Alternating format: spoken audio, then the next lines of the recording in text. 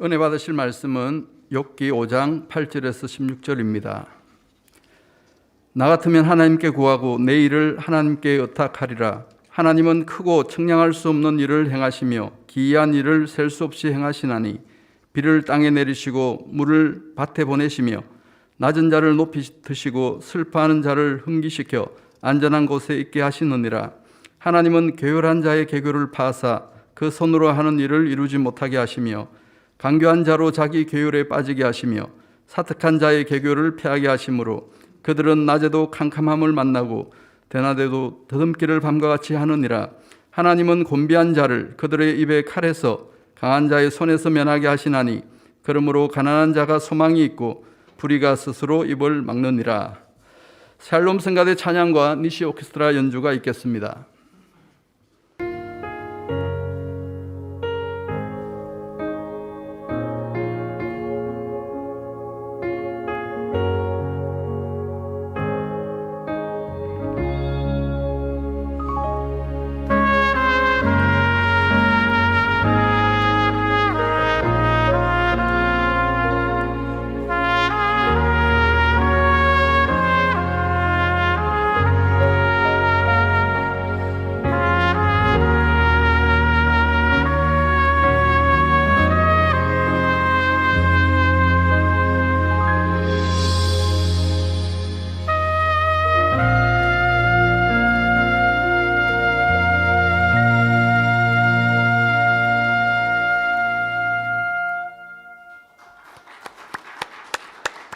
당의장 직무대행이신 이수진 목사님께서 욥기 강의 9번째 전능하신 하나님 공의의 심판자 제하의 말씀 증거해 주시겠습니다. 특성으로 영광 돌려주신 김다영 자매님 감사합니다. 네, 오랜만에 트럼펫 연주 특주 들으셨는데요. 김다영 자매는 중학교 졸업 후 고등학교 3년 과정을 1년 만에 검정고시로 수료한 후 현재 대학교 2학년에 재학 중입니다. 그런데 올 9월에 지금 파리로 유학을 갈 예정인데요. 파리 국립고등음악원 학사 과정 입학 시험하여 합격해서 지금 유학 계획입니다. 이 파리 국립고등음악무역원은 프랑스 파리에 있는 최고의 권위를 자랑하는 학교이며 영재들을 발굴하여 교육시키는 곳으로 유명한 학교라고 합니다. 1795년에 설립되어 있는 역사가 아주 긴 유명한 학교인데요. 우리 자매님이 이제 합격을 해서 유학 준비 중에 있습니다. 여러분들 기억하시고 이렇게 실력 있는 우리 만민의 젊은이들이 얼마나 많습니까? 또 있는 곳에서도 신앙생활 잘하고 또 실력 더 키워서 아버지 기뻐하시는 또 더 큰 일꾼으로 성장할 수 있도록 기도해 주시고 응원해 주시면 감사하겠습니다. 네, 감사합니다. 엄마는 피아노 연주자이신 거 잘 알고 계시죠? 강단 헌화 소개합니다. 헌화자는 해외 지교회입니다. 저희 지교회가 창립 16주년을 맞기까지 늘 불꽃 같은 눈동자로 지켜주시고 보호해 주신 아버지 하나님께 모든 감사와 영광을 올려드립니다. 귀한 목자님을 통해 생명의 말씀으로 양육해 주시고 권능의 역사로 각가지의 치료의 간증들이 넘치게 해주신 은혜에도 감사드립니다. 직무대행께서 증거해 주시는 욥기 강의 말씀과 원장님께서 인도해 주시는 기도회를 통해 자신을 발견하여 마음의 변화를 받아 선하고 아름다운 열매를 맺게 해주심에 감사한 마음을 담아 강단 헌화를 드립니다. 네, 감사합니다. 축하드립니다. 이번 한 주간은 고난 주간으로 예수님의 십자가의 처형과 우리를 위해 흘리신 그 십자가 보혈, 눈물을 생각하는 한 주간입니다. 항상 우리의 신앙생활 속에서는 주님의 희생에 감사하지만 또 부활절을 앞두고 고난 주간에는 더 깊은 감사, 또 그 은혜를 생각하며 회개하는 시간들을 가지실 텐데요. 한 주간 고난 주간으로 여러분들의 마음에 더 경건한 모습으로 보내시고요. 금요일은 예수님께서 십자가에 달려 운명하셨던 날입니다. 해서 금요일은 여러분들이 못해도 한 끼, 그 이상 하루 이렇게 금식하시면서 십자가의 처형에 더 감사하는 시간 가지시고요. 또 금요철야 2부에는 우리 부활절 공연을 저와 여러분이 함께 아버지 앞에 주님께 올려드리는 시간입니다. 주님의 고난과 또 주님의 부활을 생각하시면서 함께 여러분 마음 다해 찬양하시고 또 감사의 찬양을 올려드리는 그런 시간 되시길 바랍니다. 집에서 모니터로 여러분들이 참여하실 텐데요. 이제 옆집과 윗집, 아랫집 이렇게 그래도 생각하셔야겠죠. 새벽 시간이니까. 하지만 여러분들 마음을 다한 마음 중심으로 올려드리는 그러한 향은 꼭 목소리를 높이지 못하더라도 뛰면서 찬양하지 못하더라도 분명히 중심을 다해 하실 수 있을 것 같아요. 여러분들의 마음으로 올려드리는 그런 특별 찬양이 되어졌으면 좋겠습니다. 예, 오늘 고난주간 말씀이 아니라 욥기 강해를 이어서 전해드립니다. 이 말씀 중에 또 예수님의 우리를 위해 이 땅에 오신 부분들도 있고 또 예수님께서 이 땅에 오신 이유는 우리의 죄를 사하시고 구원해 주시기 위하심입니다. 그런 은혜와 사랑을 안다면 우리는 악의 모양들을 발견하여 빨리빨리 버려야겠죠. 그런 마음으로 욥기 강해 오늘 말씀 이어 전해드리도록 하겠습니다. 사랑하는 성도 여러분, 지난 시간에는 육적인 인생관과 영적인 인생관에 대하여 살펴보았습니다. 육적인 인생관을 가진 사람은 이 땅의 삶이 끝이라 생각하기 때문에 눈앞에 보이는 부귀영화를 추구하며 살아갑니다. 그렇게 헛된 것을 쫓으니 하루하루의 삶이 고달프며 결국 인생은 태어나는 순간부터 고난이라 말하게 되지요. 반면에 영적인 인생관을 가진 사람은 천국에 소망을 두기 때문에 하루하루가 기쁘고 감사하며 기도를 쉬지 않습니다. 어찌하면 주님을 닮아갈까 하며 영을 사모하고 먹든지 마시든지 무엇을 하든지 하나님의 영광을 위하여 살아가지요. 그런데 욥의 친구 엘리바스는 육적인 인생관을 가지고 하나님의 말씀을 논하였습니다. 엘리바스는 하나님과 밝히 교통하는 사람도 아니었고 하나님께서 주시는 영적인 체험을 한 사람도 아니었습니다. 그럼에도 마치 자신이 특별한 영적 체험을 한 것처럼 교만해져서 하나님의 말씀을 잘못 인용하여 욥을 질타하였지요. 이는 욥기 5장 27절에 볼지어다 우리의 연구한 바가 이 같으니 너는 듣고 내게 유익된 줄 알지니라 기록된 대로 엘리바스의 생각과 연구에서 나온 말들이었습니다. 오늘날에도 신학에 관한 이런저런 책자를 읽고 또 나름대로 성경을 연구하여 이론을 정립한 사람들이 있습니다. 그러나 성경은 성령의 감동함 가운데 풀어져야 하고 또 신령한 것은 신령한 것으로 분별하는 것입니다. 육신의 생각 속에서 연구하고 또 문자적으로 성경을 풀어서 가르치고 전파한다면 매우 위험한 일이죠. 엘리바스는 이처럼 하나님의 뜻을 밝히 아는 사람도 아니고 마음에 악이 많은 육적인 사람임을 염두에 두고 말씀을 들으시기 바랍니다. 오늘 말씀도 엘리바스가 욥에게 이런저런 말로 가르치고 있습니다.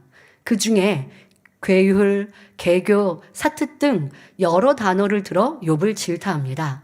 오늘은 이 단어 설명과 그에 관련된 성경의 내용을 설명하는데 그냥 듣고 지식으로 남기면 아무 소용이 없습니다. 나에게도 이런 악이 있지 않은지 살펴보아야 하지요. 그저 엘리바스의 연설이나 성경에 기록된 진리의 말씀이 아니라 내 마음 깊은 곳에 있는 악은 아닌지 찾아볼 수 있기를 바랍니다.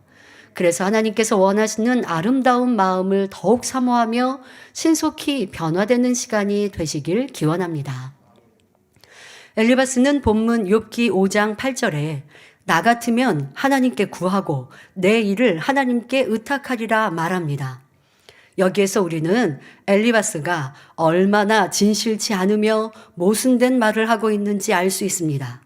자, 지난 시간에 살펴본 욥기 5장 1절에서 다른 장도 아니에요. 지금 설명하고 있는 같은 장 1절에서 엘리바스는 욥아, 내가 아무리 부르짖어 구해도 하나님께서 응답하시지 않을 것이다 라고 말해놓고는 지금은 전혀 다른 말을 하고 있습니다. 자신이 앞서 한 말도 금방 잊어버린 것이죠. 그런데요, 사람 사이에 대화하다 보면 이런 일들을 많이 만납니다. 비진실한 사람일수록요, 자기가 했던 말 금세 잊어버려요. 예를 들면 10분 동안 대화를 했어요. 초반에는 분명히 부정적으로 얘기했어요. 그런데 이제 뒤로 가면서 말이 바뀌어요. 말이 바뀌어서 그 사람에게 아니 앞서서 이렇게 말했잖아요. 그러면 내가 언제요? 하고 말한 것도 기억 못해요. 그만큼 자기 안에 진실이 없어서 그냥 감정대로 분위기대로 느낌대로 그대로 그냥 말을 하는 것이죠. 그만큼 내 안에 진리가 없고 진실함이 부족한 모습입니다. 지금 엘리바스가 그리하고 있어요. 바로 앞절에서는 지금 5장 1절에서는 너는 하나님께 구해도 응답 못 받아. 이렇게 말해놓고는 지금 와서는 하나님께 구하지. 너 왜 하나님께 안 구하고 불평 원망하고 있니? 하고 말하고 있단 말이에요. 여러분들이 이런 모습이 얼마나 많은지 찾아보시고 회개해야 합니다. 우리의 삶 속에 꼭 누군가의 대화가 아니에요. 여러분 삶 속에도 이런 모습 많죠? 어제는 충만했다가 오늘은 안 충만했다가 어제는 할 수 있을 것 같았다가 오늘은 안 돼요 했다가 이러한 모습들이 우리 안에 비진실하며 하나님을 온전히 믿는 믿음이 아니니 하나님의 역사, 성령님의 도우심을 받을 수 없지요. 이렇게 그때마다 변개하고 내 생각과 마음이 조석으로 바뀌니 바로 내 안에 하나님과 교통할 수 없는 비진리가 얼마나 많은지 깨닫고 고쳐가야 합니다. 자, 그런데 엘리바스는 그러한 자기의 비진실로 상대를 도리어 지적하고 있다는 것이 문제이죠. 분명히 너가 하나님께 구해도 응답받지 못해라고 말해놓고는 이제는 자기 같으면 하나님께 구하여 응답받을 것이라며 하나님께 의탁하라고 욥에게 충고하고 있습니다. 자, 그러면 과연 엘리바스가 욥과 같은 처지에 있다면 그의 말대로 하나님께 구하여 응답을 받았을까요? 순전하고 정직한 욥도 심한 고난 중에 빠지니 그처럼 원망 탄식했는데 고난에 빠진 친구를 비난하고 조롱할 만큼 악한 사람이라면 어떠하겠습니까? 아마도 원망하고 탄식하는데 그치는 것이 아니라 하나님을 저주하고 멀리 떠나버렸을 것입니다. 지난 시간에 말씀드린 것처럼 엘리바스는 인생은 고난을 위해 났다고 생각하는 육적인 인생관을 가진 사람입니다. 이처럼 육적인 인생관을 가진 사람은 평소에도 하나님을 의지하는 것이 아니라 내 주먹을 믿겠다 합니다. 하물며 엘리바스가 욥과 같은 고난에 처하면 하나님을 원망했으면 원망했지 하나님께 도움을 구할 리가 만무하지요. 그러니 엘리바스가 지금 진리로 욥을 권면하고 있는 것 같지만 진실이 아니며 명백한 거짓말임을 알 수 있습니다. 자, 이게 왜 거짓말이라고 할까요? 나는 행치 않으면서 남에게 너 왜 못 그래? 그렇게 좀 행해. 이게 아버지 하나님은 거짓이라 거짓되었단 말이에요. 우리 안에 이런 모습들이 참 많아요. 자기 삶 속에서도 거짓되지만 사람과의 관계에서 나도 지키지 못하면서 뭐 그거 그래 라고 말합니다. 상대가 당하는 어려움 내가 겪어보지 않았으면서 아니 뭐 그것 갖고 그래? 이러한 모습도 있는데요. 여러분들 거짓된 그런 신앙생활 그로 인하여 상대방을 실족해하고 상대방을 지적하는 모습이 또 어떤 모습으로 나올까요? 예를 들어 자신은 기도하지 않으면서 상대에게 기도하면 응답이 옵니다 라고 권면합니다. 이 또한도 거짓이죠. 진실치 못하죠. 정작 본인은 마음 안에 시기, 질투가 가득하여 불법을 행하면서 상대에게는 죄를 버리세요. 시기, 질투를 버리세요 라고 가르친다면 이는 거짓된 것이지요. 먼저 자신이 하나님의 말씀을 지켜 행하며 가르쳐야 하나님의 역사가 따르고 많은 영혼들을 구원의 길로 인도할 수 있는 것입니다. 엘리바스는 예수님 당시 바리새인처럼 입술로는 진리를 말하지만 행함이 따르지 않는 외식주의자였던 것입니다. 우리의 삶에 이러한 모습이 얼마나 많이 있는지 알아야 합니다. 연날의 시간을 지나면서 아유 저 사람은 교회를 떠났어. 저 사람은 왜 이렇게 악하게 해. 저 사람은 왜 이렇게 믿음 없이 행해. 라고 하지만 내가 이미 그와 비슷한 죄, 바로 판단과 정죄를 하고 있는데 누구를 지적하겠습니까? 또 나도 행치 못하면서 상대방에게 불편하게 생각하고 지적하는 것, 이 또한 다 외식하는 자의 모습입니다. 예수님께서 말씀하십니다. 하나님의 말씀대로 살지 않는 바리새인과 서기관들에 대해 마태복음 23장 3절에 그러므로 무엇이든지 저희의 말하는 바는 행하고 지키되 저희의 하는 행위는 본받지 말라고 말씀하시며 외식하는 자들이요 화가 있을 것이라고 책망하셨습니다. 오늘날도 이런 사람은 말로는 전지전능하신 하나님, 생사화복을 주관하시는 하나님이라 부르면서 막상 자신에게 문제가 생기면 사람과 세상을 의지하죠. 유다의 아사왕은 왕위에 오른 지 35년까지는 하나님을 의지하며 정직하게 행했습니다. 하나님께서 싫어하시는 우상을 없앴고 어머니가 우상을 섬기자 백성들이 따라할 것을 우려하여 태후의 위를 패하기까지 했지요. 또 구스의 100만 군대가 유다를 치러 왔을 당시 유다 군대는 58만 명에 불과하여 이길 수 없는 전쟁이었습니다. 이에 아사왕은 하나님께 간절히 부르짖어 기도했습니다. 그러자 하나님께서 구스 사람 중 살아남은 자가 없을 정도로 유다에 완전한 승리를 주셨지요. 그런데 이후에 아사왕의 마음이 변질되고 말았습니다. 북이스라엘 왕 바하사가 유다를 치러 올라오자 이때는 아사왕이 여호와의 전 곡간과 왕궁 곡간의 은금을 취하여 이방 나라 아람 왕에게 보내며 도움을 구합니다. 이전에 구스의 막강한 군대와 맞서 싸울 때에도 하나님만 의지하여 승리하였는데 이제는 하나님을 의지하지 못하고 이방 나라 왕에게 도움을 청한 것입니다. 이 일로 아사왕은 하나니라는 선견자를 통해 하나님의 책망을 듣습니다. 역대하 16장 9절에 여호와의 눈은 온 땅을 두루 감찰하사 전심으로 자기에게 향하는 자를 위하여 능력을 베푸시나니 말하였지요. 그런데 이때 아사왕은 회개하고 돌이킨 것이 아니라 오히려 선견자를 가두고 학대했습니다. 결국 아사왕에게 징계가 임하여 발에 중한 병이 들고 말았지요. 이때라도 사랑과 긍휼의 하나님을 믿는다면 그 징계가 자신을 사랑하기 때문에 주신 기회임을 깨달을 수 있었을 것입니다. 그러나 아사왕은 징계를 받고도 하나님의 사랑을 붙잡지 않았고 오히려 두려움으로 피합니다. 결국 세상의 의원을 의지하다가 치료받지 못하고 죽음을 맞고 말았습니다. 역대하 16장 12절에 저가 여호와께 구하지 아니하고 의원들에게 구하였더라고 기록된 말씀은 하나님께서 이런 아사왕의 모습을, 즉 믿음 없는 모습을 얼마나 서운하게 여기셨는지를 나타내지요. 하나님의 자녀들이라 할지라도 이 세상을 살아가다 보면 크고 작은 문제들을 만나게 됩니다. 그럴 때 하나님께서는 정녕 아버지 하나님과 그 능력을 의지하고 온전한 믿음으로 기도하며 하나님만을 의지하기를 기대하십니다. 그러므로 저와 여러분은 크든지 작든지 어떤 문제를 만나든 전심으로 하나님께 구하고 응답받아 영광 돌리는 우리가 되어야 하겠습니다.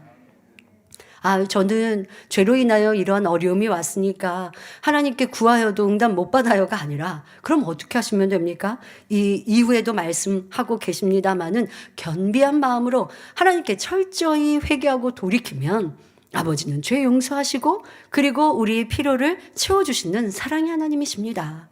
그러니 앞서 엘리바스가 욥에게 너 하나님께 구해도 하나님이 응답 안 하셔. 이거는 말도 안 되는 것이고요. 지금 말하는 말은 맞아요.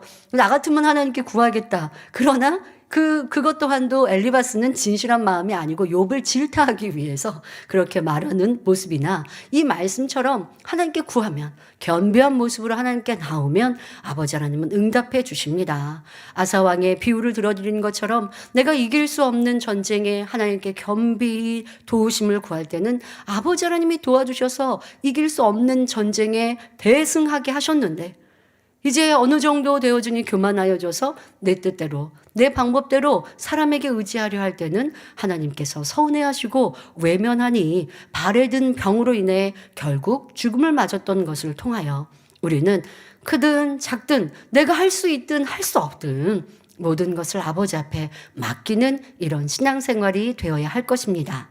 이어서 욥기 5장 9절부터 10절에 하나님은 크고 측량할 수 없는 일을 행하시며 기이한 일을 셀 수 없이 행하시나니 비를 땅에 내리시고 물을 밭에 보내시며 라고 말합니다. 엘리바스는 하나님을 만난 체험은 없지만 창조주 하나님에 대해서 익히 들어서 알고 있었습니다. 아브라함이 누구인지 모세가 누구인지 하나님께서 출애굽 과정에서 어떻게 역사하셨는지 등 구약에 관한 내용을 알고 있었지요. 애굽에 내린 열재앙이나 홍해가 갈라지는 역사, 구름 기둥과 불 기둥으로 이스라엘 백성을 인도하신 일, 만나와 메추라기를 내려주신 일, 쓴물이 단물로 바뀐 일, 여리고성이 무너진 일 등 하나님께서 얼마나 크고 놀라운 일을 행하셨는지 들어 알고 있었습니다. 그러니 하나님은 우리 인생이 헤아릴 수도 없는 크고 기이한 일을 행하신다라고 고백하는 것입니다. 또한 전지에 전능하신 하나님은 천하 만물과 산천초목, 자연계를 움직이는 분이시므로 비를 땅에 내리시고 물을 밭에 보내신다 고백하고 있지요. 다음으로 욥기 5장 11절에 낮은 자를 높이 드시고 슬퍼하는 자를 흥기시켜 안전한 곳에 있게 하시느니라는 말씀은 무슨 의미일까요? 하나님께서는 진리 안에서 자신을 겸손하게 낮추는 자를 높여주시는 분입니다. 진리 안에서 자신을 낮추는 자란 사도 바울이 고린도 전서 15장 31절에 나는 날마다 죽노라 고백했던 것처럼 교만이나 자존심, 자신이 옳다 하는 의, 틀 등 이러한 육에 대하여 죽는 자를 말합니다.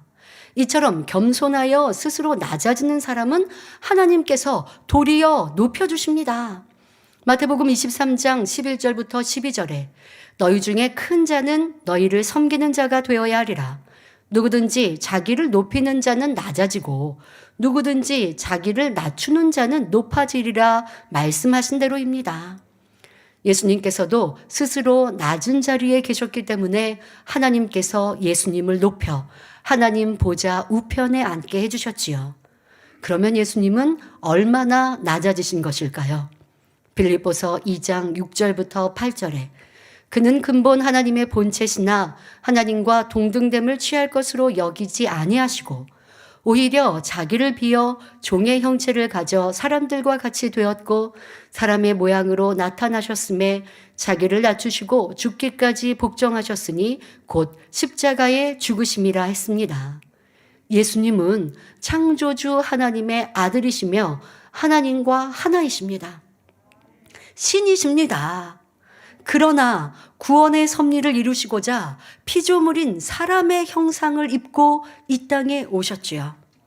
그리고 이 땅에 사역하시는 동안 가난과 배고픔, 피곤함, 추위와 더위 등 모든 삶의 고통을 겪으셨습니다. 그러실 필요가 없으신데 우리의 연약함을 대신하시기 위해 우리의 죄를 사하시기 위해 인생으로 인간의 형상을 입고 오셨고 우리가 당하는 고통을 고스란히 다 당하셨습니다. 흠도 점도 없이 거룩하신 분이 피조물로부터 온갖 멸시와 고난을 받으시고 마치 흉악한 죄인처럼 참혹한 십자가형을 받으심으로 온 인류의 죄를 대속하여 구원의 길을 열어주셨습니다. 모든 물과 피를 흘리실 때 얼굴엔 피가 낭자하시죠. 온몸은 물론이지만 얼굴 또한 그리하고 로마 병정, 유대 병정이 예수님께 침을 뱉고 주먹으로 때립니다. 채찍질합니다. 왜요?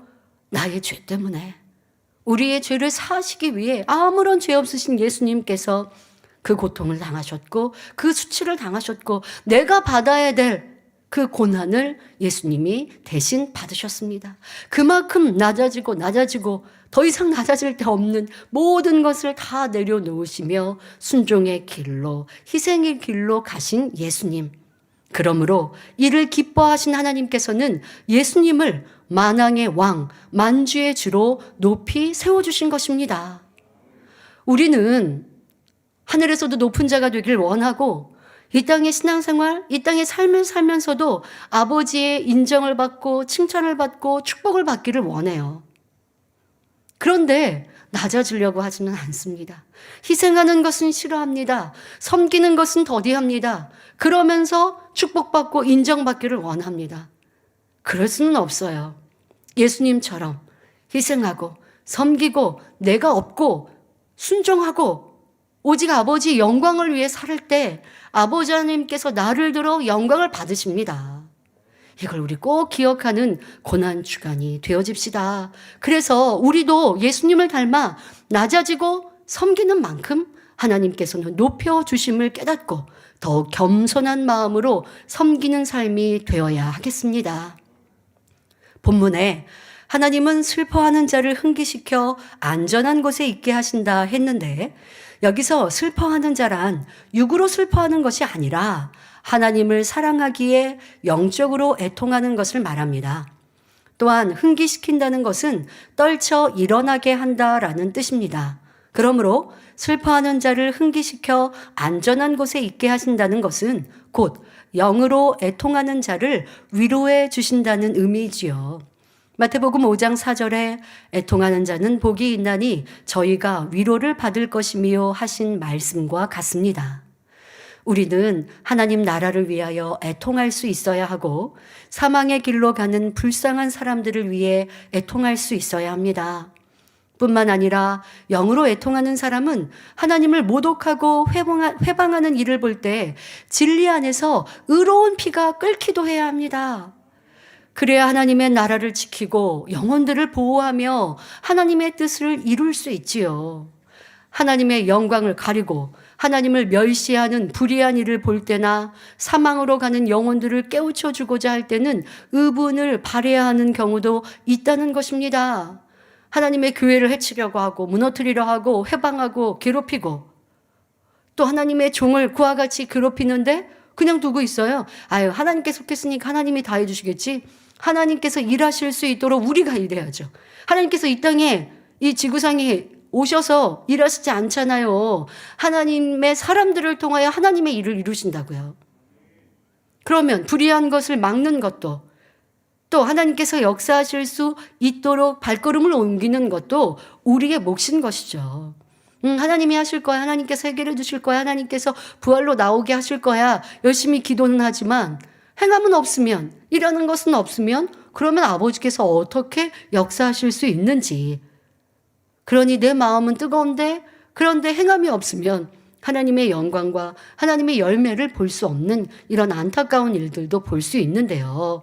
여러분들이 교회를 사랑하고 목자를 사랑하고 영혼들을 사랑하고 하나님 나라를 지키기 위해서 달려갔습니까? 그러면 나는 내 있는 곳에서 열심히 기도해야 하는 분도 있지만 대부분은 행함과 함께 일해야 하겠죠.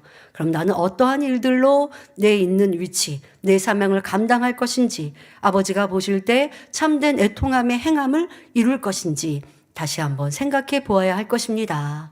예수님께서는 혈기나 감정이 없으셨지만 늘 부드럽게만 행하시는 것이 아닙니다. 성전에서 매매하는 이들의 짐승을 내쫓거나 환정상들의 상을 얻기도 하셨으며 악한 사람들을 책망하실 때 뱀들아 독사의 새끼들아 화 있을진저라고 강하게 꾸짖기도 하셨지요. 이러한 의분은 악한 마음에서 나온 것이 아니라 성결된 마음에서 나오는 것이기에 사단이 송사할 수 없습니다. 또한 영혼들을 생명으로 인도하기 위한 사랑에서 비롯된 것이므로 영혼을 살리는 역사가 일어납니다. 반면 악한 감정 가운데 노를 발할 때는 상대에게 상처를 주거나 실족시킬 수 있으며 무엇보다도 하나님의 영광을 가릴 수 있기 때문에 육적인 분이나 혈기는 버려야 합니다. 그런데 우리가 이것이 참 어려워요. 나는 분명 하나님의 나라를 위해 의분을 바라다가 그것이 분이 되고 혈기로 가버리죠. 왜 그럴까요? 남아 있으니까. 내 안에 분이 있고 혈기가 있고 자기의가 있고 나라고 하는 것이 있으니까 좋은 마음으로 시작했다가 과정과 끝은 분이 되고 혈기가 되고 그래서 화평함이 깨지고 사이가 벌어지고 라는 모습들로 나오게 되죠. 자, 그러니 매일매일 매 순간순간 나라고 하는 것이 죽어지기 위해 기도하고 더 나를 철저히 점검하면서 또 하나님 나라를 이루기 위한 행함의 열심은 무엇인가도 잘 찾아가는 이러한 마음의 할례와 충성이 잘 어우러져야 할 것입니다.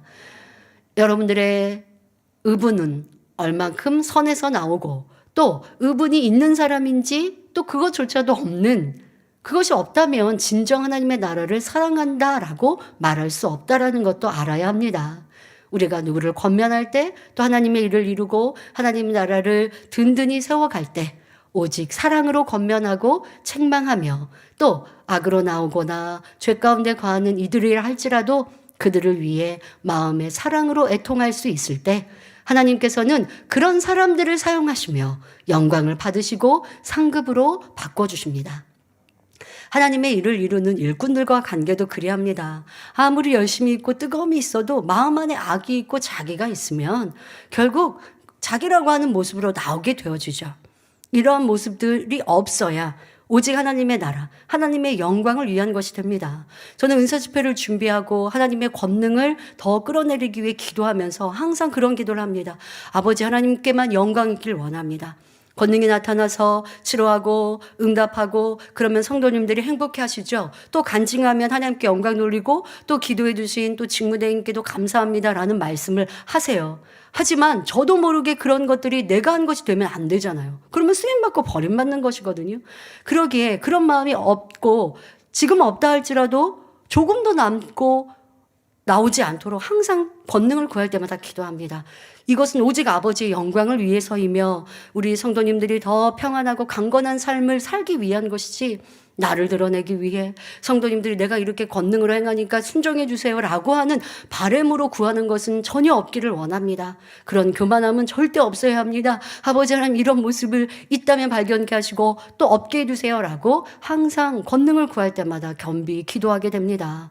여러분들이 뜨거움과 열심 그것이 오직 아버지의 영광으로 하나님 나라를 확정하기 위한 의분으로 나오고 있는지 아니면 내 감정으로 나오고 있지는 않은지 나와 함께 마음을 모아주지 않으면 저 사람은 틀리고 저 사람은 불편하다면 이 또한도 내 교만함이요 내 의분이라는 영적인 의분이 아니라 내 분이라는 것을 알아서 변화되는 우리가 될 때 오직 아버지 앞에 귀히 쓰임 받는 큰 일꾼들이 될 수 있습니다. 자, 이어서 본문 욥기 5장 12절을 보면 하나님은 괴울한 자의 계교를 파하사 그 손으로 하는 일을 이루지 못하게 하시며 했습니다. 사전을 보면 괴울은 자신의 이익을 위해 나쁜 꾀를 부리거나 약삭빠르게 행동함이라 정의합니다. 영적으로도 지금 단어 설명과 비슷하고요. 거기에 덧붙여서 게으른 자란 옳지 않은 방법, 옳지 않은 방법으로 사기성을 띠고 속이는 사람을 말합니다. 또 그렇게 자신을 이루어 나가는 사람을 뜻하죠. 자, 그런데 여러분들이 이런 설명들을 이제 계속 단어 설명들과 함께 성경상의 일들을 풀어갈 텐데요. 남을 속인다, 사기성이 있다라고 하면 우리 이 성결의 복음을 듣고 나가는 성도님들과는 좀 동떨어진 모습처럼 생각될 수 있어요. 하지만 깊이 있게 내 마음을 돌아봐야 돼요. 꼭 누구에게 사기를 쳐서가 아니라 남의 뭐 물질을 꼭 빼앗거나 뭐 돈을 갈취해서 그런 사기성이 아니라 거짓으로 거짓이 되어지고 앞서도 거짓말 여러분 말씀드렸습니다. 행치 않으면서 가르치는 것도 거짓으로 했는데 뒤에도 그러한 거짓의 마음에서 나와지는 이런 괴계도 있고 또 사특함도 있습니다.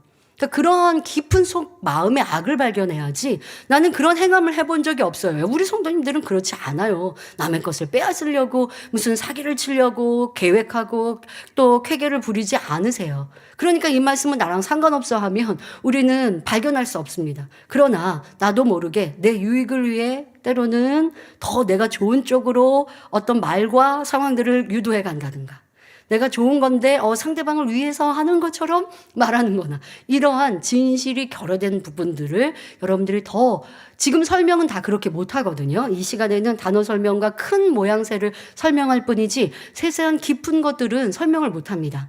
여러분들이 기도하시면서 이런 걸 찾아야 되고 자 기본적으로 이러한 모습이 내가 없다라고 말씀을 들으면 여러분들 은혜 못 받습니다. 이러한 모습이 내게 있지는 않을까?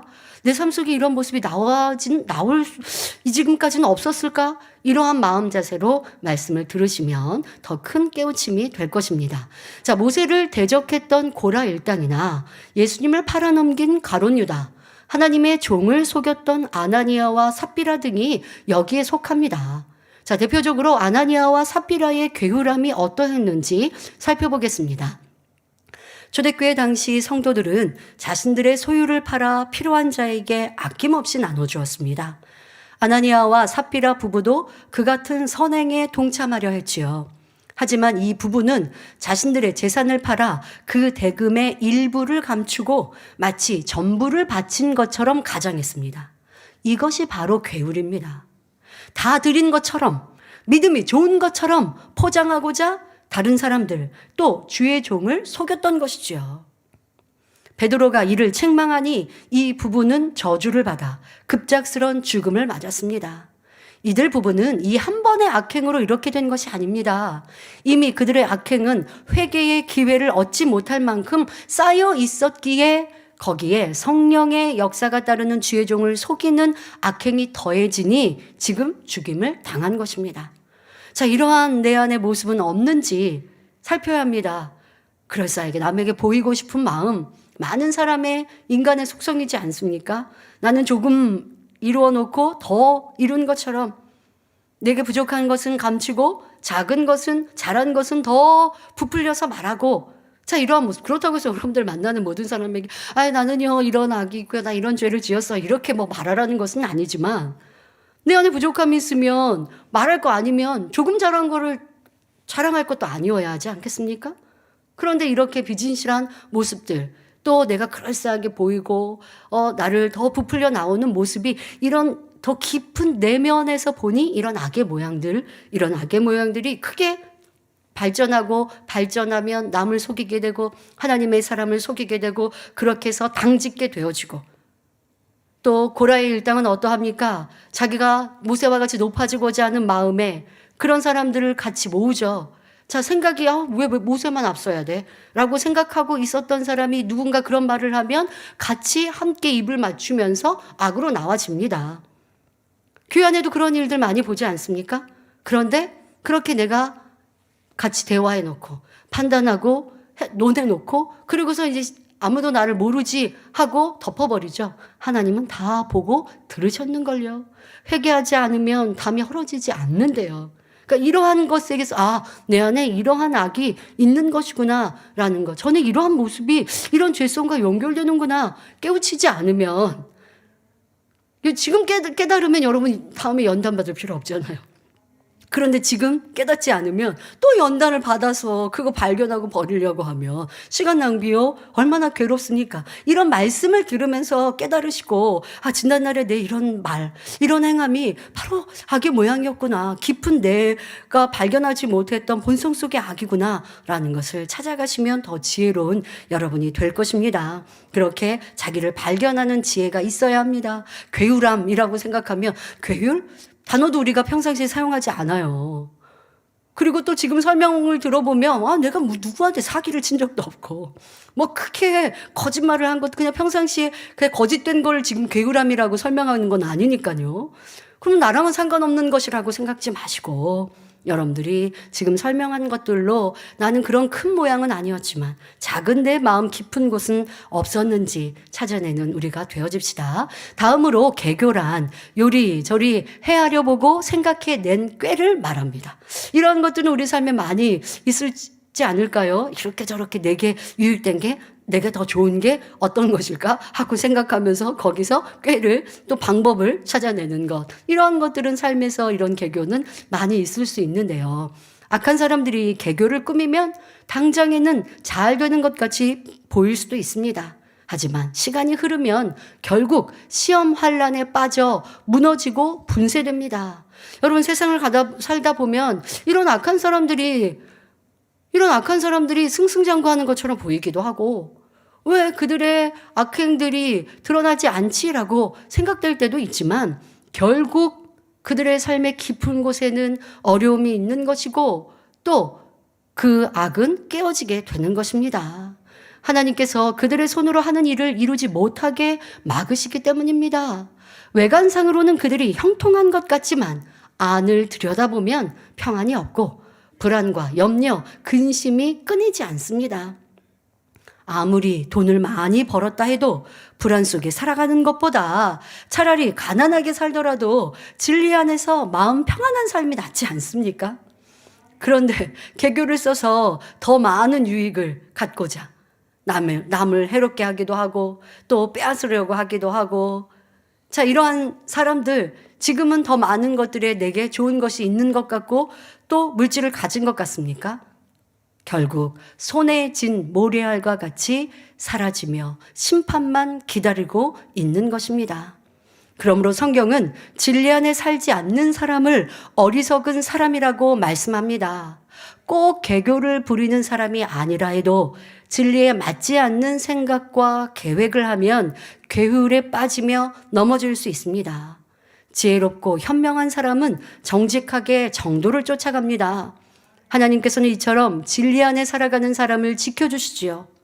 혹여 저는 괴울한 자도 아니고 개교를 부린 것도 없는데 지킴받지 못하고 어려움을 겪습니다 생각하는 분이 계십니까? 이는 하나님 말씀에 불순종하여 정도를 걷지 않았기에 지킴받을 수 없었던 것입니다. 예를 들어 성경을 보면 보증을 서지 말라는 말씀이 곳곳에 나옵니다. 잠언 11장 15절에 타인을 위하여 보증이 되는 자는 손해를 당하여도 보증이 되기를 싫어하는 자는 평안하니라 말씀했고, 잠언 17장 18절에 지혜 없는 자는 남의 손을 잡고 그 이웃 앞에서 보증이 되느니라 했습니다. 잠언 22장 26절에 너는 사람으로 더불어 손을 잡지 말며 남의 빚에 보증이 되지 말라 하셨습니다. 그리고 이 재단에 이런 말씀들을 들어 얼마나 여러분들 자주 정기적으로 말씀해 주셨습니까? 그런데 이 말씀대로 내가 행치 않았습니다. 하나님께서는 타인에게 보증 서지 말라고 엄히 금하셨는데 이 말씀을 어기고 보증을 선다면 지킴받을 수 없는 것이죠. 저는 특별히 계계를 부린 거 아닌데 그런데 어려움을 당했어요. 누군가에게 제가 보증을 선한 마음, 좋은 마음으로 서줬는데 도리어 어려움을 당했어요. 할 말이 없는 거예요. 왜? 하나님 말씀을 어겼으니까. 보증을 선다는 것은 채무자가 빚을 갚지 못할 경우 자신이 대신해서 모든 책임을 지겠다는 약속을 하는 것과 같습니다. 그러므로 보증을 잘못 썼다가 소중한 재산이 한순간에 먼지처럼 사라지고 빚더미에 앉기도 하며 가족의 생활터전인 집을 잃게 되는 경우도 있습니다. 그러면 보증을 선 당사자는 물론 온 가족이 어려움을 당하게 되지요. 이로 인해 결국 형제 간에, 친한 친구 사이에, 일가 친척 간에 원수 맺는 경우도 많습니다. 그러니 누군가에게 보증 서달라 부탁하는 것도 보증을 서주는 것도 진정한 사랑이 아님을 알아야 합니다. 또 일확천금을 바란다거나 벼락부자가 되려는 자체가 마음에 욕심과 탐심이 있다는 증거요 비진리의 마음이지요. 그러니 때로는 불의와도 타협하거나 사기를 당하기도 합니다. 다시 말해 내 안에 탐심으로 인해 괴휼에 빠지는 것입니다. 예수님께서는 누가복음 12장 15절에 삼가 모든 탐심을 물리치라 사람의 생명이 그 소유에 넉넉한 데 있지 아니하니라 말씀하셨습니다. 마가복음 10장을 보면 부자 청년이 예수님께 나와 내가 무엇을 하여야 영생을 얻으리이까 하고 여쭙습니다. 이에 예수님께서 이 청년에게 성경에 기록된 계명들을 지켰는지를 확인하시니 청년은 어려서부터 하나님께서 명하신 계명들은 다 지켰었노라고 당당히 고백합니다. 그러자 예수님께서는 계명을 지키는 이 청년을 사랑하여 한 가지 부족한 것을 알려주셨습니다. 마가복음 10장 21절에 가서 내 있는 것을 다 팔아 가난한 자들을 주라. 그리하면 하늘에서 보화가 내게 있으리라. 그리고 와서 나를 쫓으라 말씀하시죠. 이 얼마나 축복된 말씀입니까? 자, 그런데 청년은 앞서 당당했던 모습과는 달리 슬픈 기색을 띠고 근심하며 물러갔습니다. 겉으로는 경건한 삶을 살았지만 마음으로는 하나님보다 자신을 더 사랑했고 물질을 더 사랑했던 것입니다. 그래서 자기 소유를 다 버리고 온전히 헌신하라는 예수님의 말씀에 순종할 수 없었고 이로 인해 예수님의 제자가 될 수 있는 영광스러운 기회를 놓치고 말았던 것입니다. 재물로 인해 가장 축복된 길을 놓치고 말았으니 참된 지혜가 없고 너무나 어리석은 자가 된 것이지요. 이렇게 세상 사랑하는 마음, 탐심, 자아라는 어리석음 때문에 괴울한 자가 되기도 하며 괴울에 빠지기도 하는 것입니다. 이어지는 본문 욥기 5장 13절부터 14절에 간교한 자로 자기 괴울에 빠지게 하시며 사특한 자의 계교를 패하게 하심으로 그들은 낮에도 캄캄함을 만나고 대낮에도 더듬기를 밤과 같이 하느니라 말합니다. 간교하다라는 말은 간사하고 교활하다라는 뜻입니다. 그런데 하나님께서는 겉마음과 속마음이 다르고 이중성을 띠는 것을 간교하다 말씀하십니다. 여러분들, 스스로 이러한 마음을 우리가 인정하지 못할 때가 많습니다. 내 마음 속 깊은 것에 무엇이 있는지 모르는 우리일 때가 참 많이 있어요. 여러분, 성령 충만할 때 내 마음에 깊이 내재되어 있는 악 느끼지 못하고 그런 악을 누가 지적해주면 아니라고 말하게 되죠. 그런데 지금 그것을 여러분들이 얘기하는 게 아니고 아버지 하나님의 이중성이 간교하다라고 말씀하시는 건 속의 마음은 이런 마음이 있는데 겉으로는 그렇지 않은 척 이렇게 보이는 거, 이런 모습들을 간교하다 하시는 것이죠. 자, 간교한 자는 자기 괴울에 빠지게 하신다 했는데 성경을 보면 이러한 사례가 많이 나옵니다. 대표적인 예로 원수마귀 사단은 간교하기에 종교 지도자들과 빌라도 총독을 주관해서 죄 없으신 예수님을 십자가에 못 박았지만 이는 죄의 삭은 사망이라는 영계의 법을 어기는 행위였습니다. 이로써 도리어 인류 구원의 길을 열어주고 말았으니 결국 원수마귀 사단은 자기가 파놓은 함정에 빠진 격이 된 것이죠. 또 바사제국의 신하 하만은 모르드게와 유다 민족 전체를 멸하려고 간교하게 계교를 꾸몄습니다. 그러나 당시 왕후였던 에스더의 금식과 믿음의 행함을 통해 하나님께서 역사하시니 모르드게와 유다 민족은 구원을 받고 오히려 괴계를 꾸민 하만이 죽임을 당하게 됩니다. 모르드게는 왕에게 사랑받고 인정받았던 이이거든요. 그리고 왕에게 지극히 또 높임을 받았어요. 그런데 어느 날은 자기가 이제 왕에게 이렇게 사랑과 인정을 받으니 왕이 자기를 더 높여주기를 바랍니다. 그래서 왕에게 말하죠. 이렇게 왕을 위하여 헌신하고 또 왕이 지극히 높여주고자 하는 이에게 어떻게 하는 것이 좋겠습니다라고 하는 방법들. 근데 그것은 자기인 줄 알고 있는데 결국 자기가 아니라, 그래서 왕의 마차를 타고 막 이렇게 해서 자기를 높일 수 있는 그런 제안을 했는데 도리어 자기가 아니라 모르드게가 그런 높은 위치에 또 왕의 사랑과 인정을 받는, 칭찬을 받는 모습으로 인정을 받게 됩니다. 자기는 자기인 것처럼 아주 속 깊이 내가 이렇게 왕에게 사랑받지 인정받지 하고 있지만 그런데 그 길이 결국 죽음의 길로 가는 것을 알지 못합니다. 마음에 깊이 자기라는 것이 있고 인정받고자 하는 사람은요, 언제 내가 칭찬받을까? 내가 조금 칭찬받으면 우쭐해지고, 저거는 나를 이렇게 높여주는 거고 인정받는 거고, 저 자리에 가면 내가 인정받는 거고, 그러면 참 기분이 좋고 여러 가지로 계산합니다. 그런데 결국 그런 사람들은 높아지는 것이 아니라 낮아지는 것이지요. 이러한 우리 안에 어리석음들은 벗어야 합니다. 여러분 삶 속에 하나님 나라를 위해 충성할 때도 내가 인정받고 높임받고자 하는 게 아니에요. 하늘의 상급을 위해서 충성하는 거예요. 그런데 그렇지 않은 우리의 신앙생활일 때가 참 많이 있습니다. 계산하게 되죠. 인정받고 칭찬받으면 열심히 있고 뜨겁고 행복합니다. 그렇지 않으면 나도 모르는 사이에 기운이 빠지고 충만함을 잃습니다. 이것이 얼마나 사람에게 보이고자 함이며 내 안에 인정받고자 함인지, 이미 나는 이 땅의 상급을 다 받아버렸으니 하늘의 상급이 없는 어리석은 사람인지 알아야 할 것입니다. 자, 모르드게를 달아 죽이려고 준비한 나무에 하만 자신이 달려 죽고 말았던 결말을 우리는 알고 있습니다. 이렇게 간교한 자가 얼마나 어리석은지 알아서 내 안에 간교한 모습은 무엇이 있는지를 찾아 버려야 할 것입니다.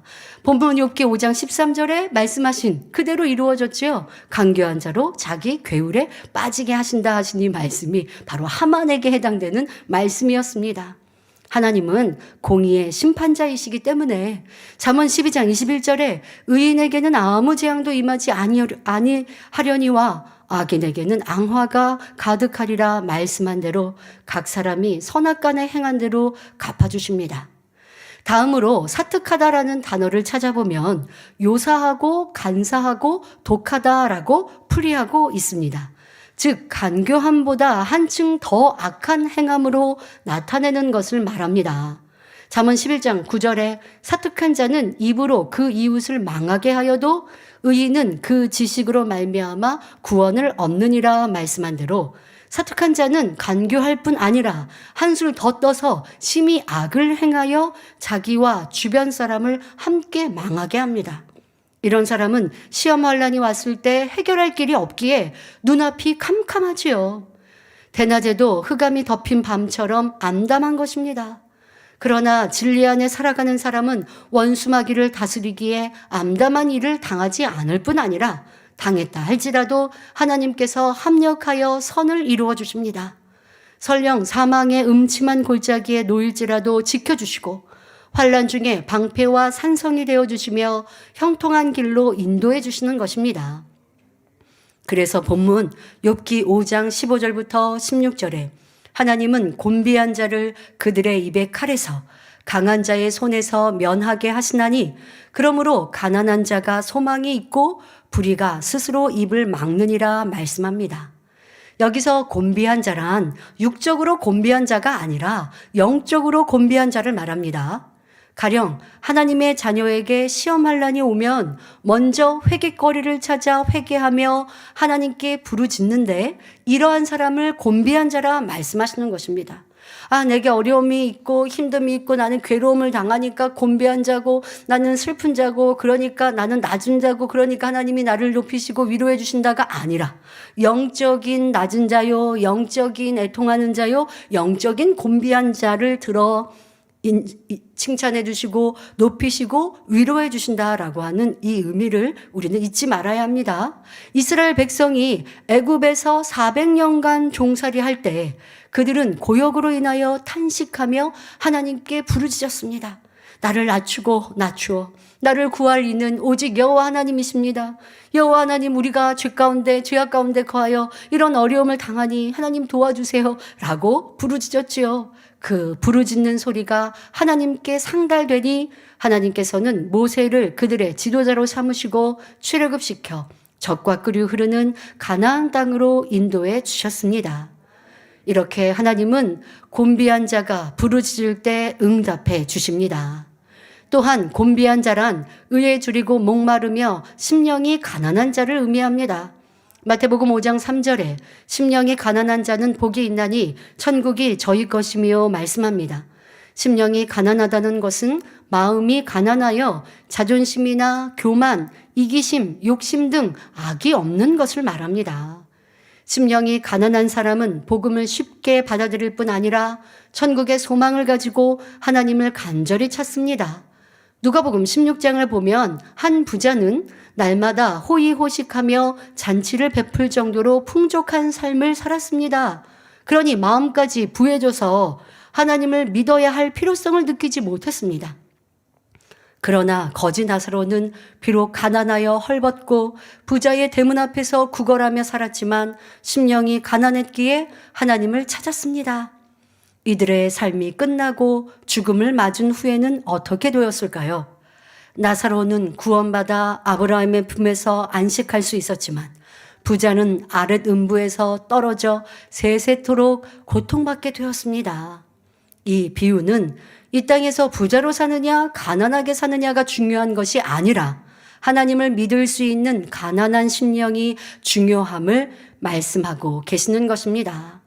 심령이 가난한 자는 천국에 소망이 있기에 의에 줄이고 목마른 사람이 되어 하나님을 간절히 찾습니다.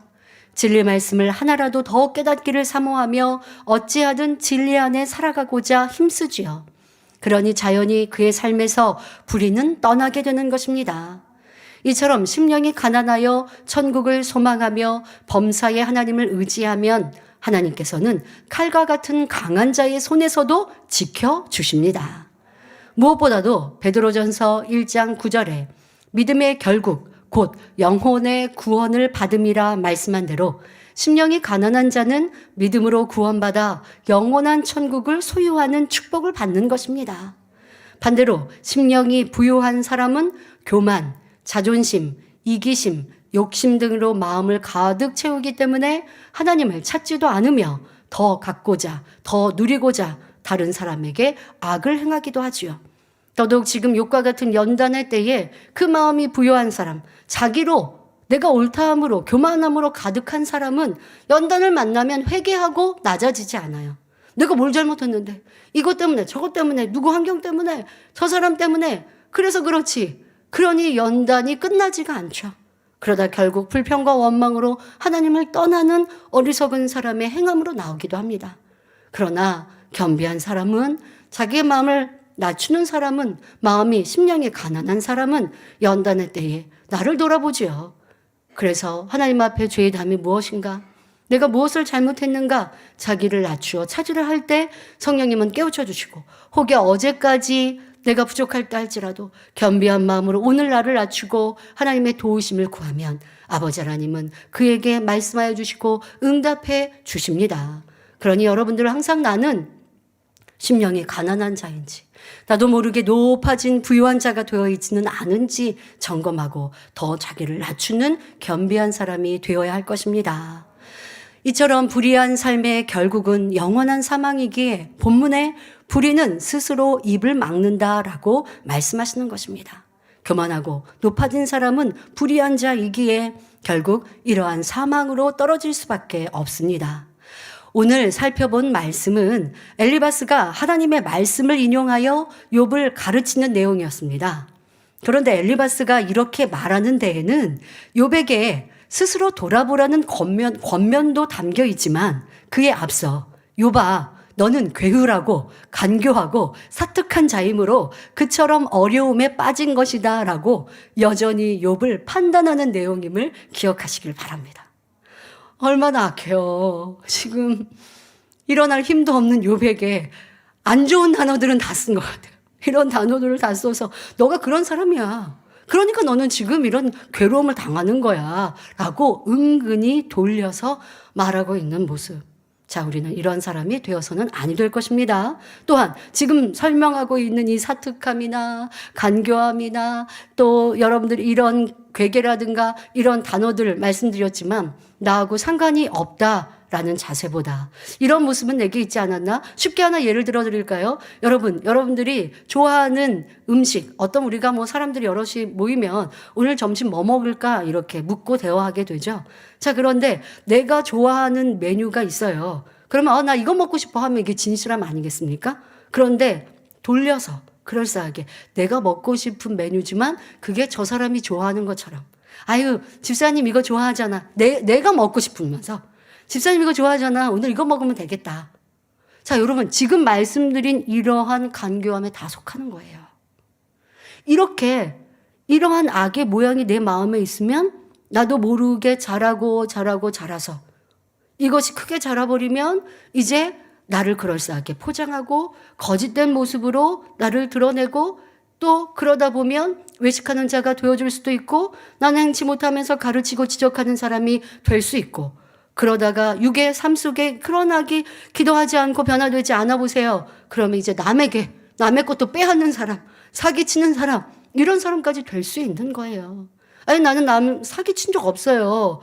우리 성도님들은 그런 분들 없죠. 예전에 그랬다 할지도 회개하고 돌이켜서 지금은 그렇지 않아요. 그러나 그것으로 나는 이런 악이 없어야 할 게 아니라고요.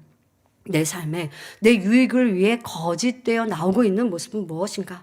그럴싸하게 나를 꾸미고 있는 모습은 무엇인가? 속과 겉이 다른 모습은 무엇인가? 라고 하는 것을 찾아 여러분들이 변화되어지면 우리는 연단 없이 더 아버지 원하시는 아름다운 사람이 될 수 있을 것입니다. 네, 시간이 다 가서 결론의 말씀은 이것으로 맺고요. 여러분들 우리는 이런 말씀들, 지금 엘리바스는 옳은 진리의 말씀을 인용했지만 그것은 결국 욥을 찌르는 말이 되었고요. 그리고 그 말을 지금 당회자님의 설교를 통해서 더 깊이 있게 우리의 속사람까지 발견할 수 있도록 지금 여러분들에게 설명해 드렸습니다. 그리고 여러분들 각자의 숙제입니다. 내 안에 사특함은 없었는가? 내가 괴계를 부르는 일은 없었는가? 내게 간교함, 이런 모습은 많이 있었던 것 같아. 자, 이러한 것들을 찾아내고 기도하며 버려갈 때 행함으로 나오지 않아도 순간순간 그러한 생각과 그러한 내 모습이 나올 때에 이건 아무것도 아니야 하지 마시고요. 이것이 발전되면 사특함으로 나올 수 있지 라고 하는 것으로 이런 악의 모양을 싫어하고 미워하고 경계하며 버려간다면 연단 없이 더 아름다운 그릇으로 나오는 우리 모두가 되어질 것입니다. 말씀 참고하시면서 함께 기도하시겠습니다. 좋으신 아버지 하나님, 오늘은 엘리바스가 이런 여러 가지 단어를 사용하여서 욥을 지적하고 있는 모습을 말씀드렸습니다. 그리고 이런 단어의 영적인 의미들과 성경상에 있었던 일들을 풀이해 드렸습니다. 이 말씀이 내 삶을 들여다보는 말씀이게 하시고 지금 나의 생각을 들여다보게 하여 주옵소서. 우리 성도님들이 사특함의 모습은 보이지 아니한다 할지라도 내가 순간순간 간교합니다. 거짓된 모습은 있지 않았는지, 내가 행하지 않으면서 남을 보면서 왜 저것도 행치 않아? 왜 이런 모습이야? 라고 불편해하지 않았는지, 이러한 악의 모양들을 발견하게 하옵소서.